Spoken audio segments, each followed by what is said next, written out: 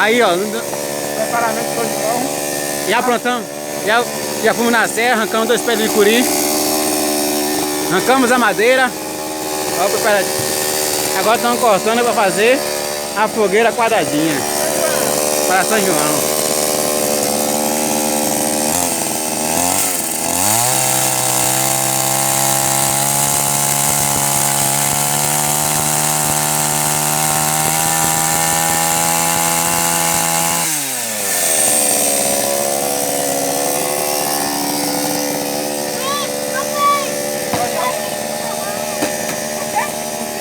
Hehehehe